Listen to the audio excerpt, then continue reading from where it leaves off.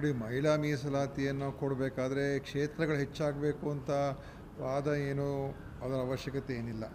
ಯಾಕೆಂತ ಹೇಳಿದ್ರೆ ಮಹಿಳಾ ಮೀಸಲಾತಿ ಇರುವಂಥದ್ದು ಅದು ಎಷ್ಟೇ ಸೀಟ್ಸ್ಗಳಿರಲಿ ಅದರಲ್ಲಿ ಮೂರರಲ್ಲಿ ಒಂದು ಭಾಗ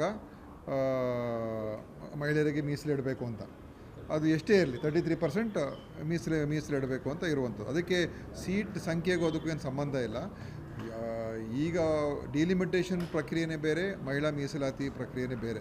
ಮಹಿಳಾ ಮೀಸಲಾತಿಯನ್ನು ಕೊಡೋದಕ್ಕೋಸ್ಕರ ನಾವು ಡಿಲಿಮಿಟೇಷನ್ ಮಾಡಬೇಕು, ಕ್ಷೇತ್ರಗಳನ್ನು ಹೆಚ್ಚು ಮಾಡಬೇಕು, ಅವೆಲ್ಲ ಅದು ಯಾವುದೇ ರೀತಿಯ ಅದಕ್ಕೆ ಲಿಂಕ್ ಇಲ್ಲ. ಈಗ ನೋಡಿ, ಪಂಚಾಯತ್ಗಳಲ್ಲಿ ಮತ್ತು ನಗರ ಪಾಲಿಕೆಗಳಲ್ಲಿ ಎಲ್ಲ ಈಗ 50% ಮೀಸಲಾತಿ ಇದೆ. ಅದು 50% ಮೀಸಲಾತಿ ಇದೆ ಅಂತ ಹೇಳಿದ ತಕ್ಷಣ ನಾವು ಅಲ್ಲಿ ಕ್ಷೇತ್ರಗಳು ಹೆಚ್ಚು ಮಾಡಬೇಕು ಅಂತ ಏನಿಲ್ಲ. ಸೊ ಆ ತರ್ಕ ಇದಕ್ಕೆ ಏನು ಕನೆಕ್ಷನ್ನೇ ಇಲ್ಲ.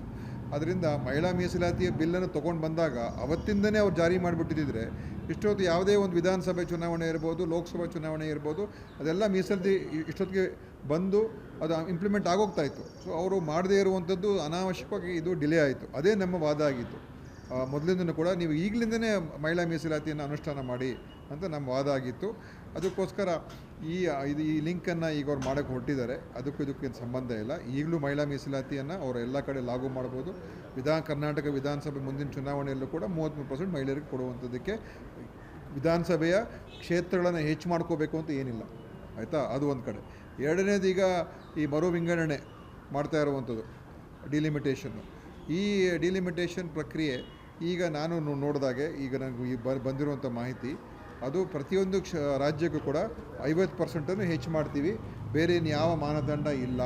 ಅಂದರೆ ಜನಸಂಖ್ಯೆ ಅಥವಾ ರಾಜ್ಯದ ಒಂದು ಮಾನವ ಅಭಿವೃದ್ಧಿಯ ಒಂದು ಸೂಚ್ಯಾಂಕಗಳು ಅಥವಾ ಯಾವ ರೀತಿಯಾಗಿ ಅವರು ಈ ಜನಸಂಖ್ಯೆ ನಿಯಂತ್ರಣ ಮಾಡಿದ್ದಾರೆ, ಅದು ಯಾವುದನ್ನು ಕೂಡ ತಗೊಳ್ತಾ ಇಲ್ಲ.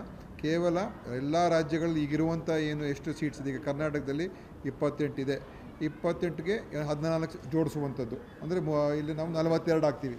ಸೊ ಈ ರೀತಿಯಾಗಿ ಅಕ್ರಾಸ್ ದ ಬೋರ್ಡ್ 50%ಅನ್ನು ಹೆಚ್ಚು ಮಾಡ್ತೀವಿ ಅಂತ ಹೇಳಿದ್ರೆ ಪ್ರತಿಯೊಂದು ರಾಜ್ಯಕ್ಕೂ ಕೂಡ, ಆವಾಗ ನನಗನ್ಸುತ್ತೆ ಇವಾಗಿರುವಂಥ ಏನು ಇದೆ ಅದೇ ಸಂಖ್ಯೆಯಲ್ಲಿ ವ್ಯತ್ಯಾಸ ಆಗುತ್ತೆ ಹೊರತು ಬೇರೆ ಥರ ಏನಾಗೋದು. ಅದರಿಂದ ರಾಜಕೀಯವಾಗಿ ಯಾವುದೇ ರಾಜ್ಯಕ್ಕೂ ಅನ್ಯಾಯ ಆಗೋದಿಲ್ಲ ಅಂತ ನಾನು ಅಂದ್ಕೊಂಡಿದ್ದೀನಿ. ಮೇಲ್ನೋಟಕ್ಕೆ ನೋಡಿದ್ರೆ ಯಾರಿಗೂ ಕೂಡ ಇದರಿಂದ ಅನ್ಯಾಯ ಆಗೋದಿಲ್ಲ.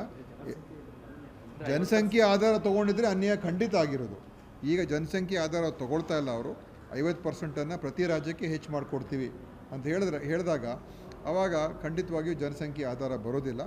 ಆ ಕಾರಣದಿಂದ ಇದು ನನ್ನ ಮೇಲ್ನೋಟಕ್ಕೆ ಈಗ ನನಗೆ ಅನಿಸುವಂಥದ್ದು ಇದರಲ್ಲಿ ಯಾವುದೇ ರೀತಿಯ ತಾರತಮ್ಯ ಆಗೋದಿಲ್ಲ ಅಂತ ಅನಿಸುತ್ತೆ. 50% ನನಗೆ ಅನಿಸುವಂಥದ್ದು. ಈಗ ಇನ್ನೂ ಡೀಟೇಲ್ ಏನೇನಿದೆಯೋ ನಾನು ಬಿಲ್ಲಲ್ಲಿ ನೋಡಿಲ್ಲ, ತಿಳ್ಕೋಬೇಕು. ತಿಳ್ಕೊಂಡು ಮತ್ತೆ ಮಾತಾಡ್ತೀನಿ. ಓಕೆ.